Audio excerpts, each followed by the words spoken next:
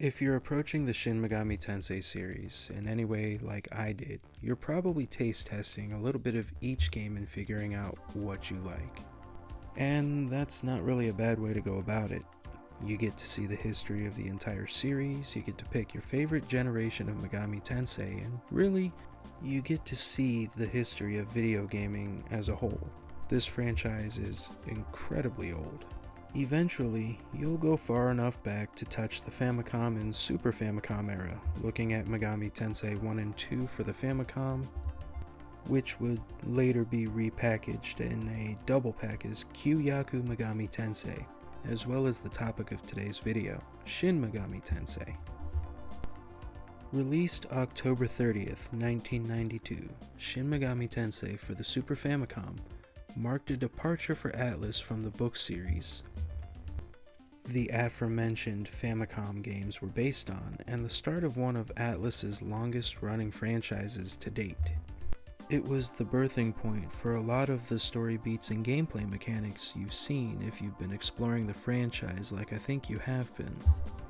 There are 3 different ports of the game for 3 different consoles, each with its own fan translation, and we're going to weigh the pros and cons of each port and translation, starting with the Famicom port. This port has arguably the best fan translation, done by Aeon Genesis. The random encounters aren't too much of a hindrance on progression. I mention this now because Shin Megami Tensei has a really bad RNG problem. But RNG is something that we'll touch on a little later because it does kind of trash one of the ports for me. Both environments, the first-person dungeon exploration, and the overworld are passable even by Super Famicom standards. So if you're okay with something looking aged, but you have a more coherent English translation, I would definitely pick the Aeon Genesis translation and play the Super Famicom port. However, if you don't mind a less faithful translation, there are 2 more ports to cover, with the next one being the one I return to the most. Alright, so this is post-editing Justin coming in to kind of correct myself. I was technically right and wrong about the PS1 port. This translation is a little bit closer to what you would get as a direct translation from Japanese to English. So in a way it's more faithful to the translation, but doesn't exactly look like what us English speakers are accustomed to from Shin Megami Tensei. Either which way, my opinion on this particular translation and port of this game still stands. Thank you very much for your patience, and I am sorry for the confusion that this later section normally would have caused. I run the same build for my main character in every attempt I make at completing this game. I guess here would be a good spot to give you a brief crash course on the starting stats. All your stats are a base of 5, and you have 6 stats to put points in: power, wisdom, magic, vitality, speed, and luck. You are given 18 points to divvy up between these 6 stats. 3 points each, though that's pretty much a wasted build. What I usually do for the main character is I dump 5 points in strength, 5 in intelligence, 3 points in either vitality or agility. Luck can absolutely make your early game incredibly easy, given that RNG is still on your side, of course. In the mall in Kichijoji, I fought 2 or 3 battles against what the translation calls Grand Battalion and earned 2 of the unnamed sword, which is the most expensive sword in the starting area. However, this playthrough, I have not earned a single weapon. That's what I mean when I say RNG is completely broken. It's either 0 or 100, there is no in between.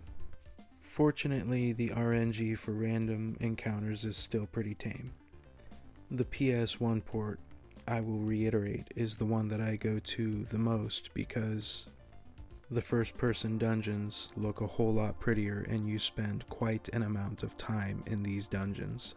The Game Boy Advance port is my least favorite port, which is kind of rough because I thoroughly love the Game Boy Advance. And the problems that I have for this port aren't even necessarily the game's fault, because it was just the hardware of the Game Boy Advance. Something I neglected to mention earlier is that you have a map function in this game. As you run around, you fill out this map that you can't necessarily see until you hit the button to bring it up. And there is also a spell that maps the area out for you up until you get to the next moon cycle. Both the SNES and the PS1 port have a button distinctly mapped out for the map. The Game Boy Advance port instead buries your map in the sub-menu titled Comp in the main menu that you pull up by hitting A.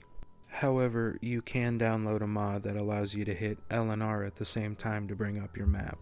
The translation for the Game Boy Advance port is pretty much on par with the PS1 port, so no complaints there from me, and luck can still break this game.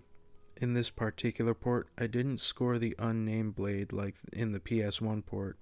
Instead, I ended up getting the counterfeit blade, which is like second best.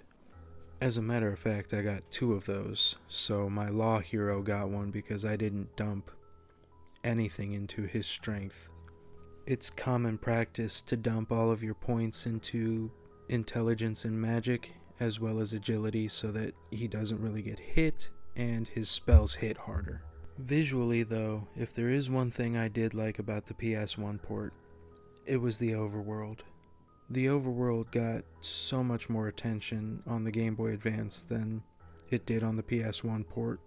If the overworld got nearly as much touch-up on the PS1 as the Game Boy Advance port, I don't think I would ever go back to the Game Boy Advance port. I mean, I don't as it sits, but I would have even less of a reason to visit the PS1 port as a whole. Now that we're coming up on the end of the video, I'd like to give some passing thoughts on the game as a whole. In terms of difficulty and gameplay, it really doesn't matter which version of the game you pick, because it's all going to be difficult and painful. Kyu-Yaku Megami Tensei and Shin Megami Tensei are games that you play for a couple hours just to see where the series got its roots. And I'll admit, my judgments on these games come entirely from playthroughs that make it all the way up to the point where you save the female heroine in real life, right before the nukes fall on Japan, so I can't really tell you how the rest of the game looks from that point. Picking a translation and picking a port is purely based off of personal preference. It's all up to you as to whether or not you want a better translation, a better overworld, or better dungeoning. Personally, I picked better dungeoning. Thank you so much for watching. If you made it this far and enjoyed the video, please go ahead and leave me a like and click the subscription button. It really helps me out. And maybe leave a comment as to what port you ended up picking. It's been fun, everybody. I'll have to hop off here, and I'll see you guys later on.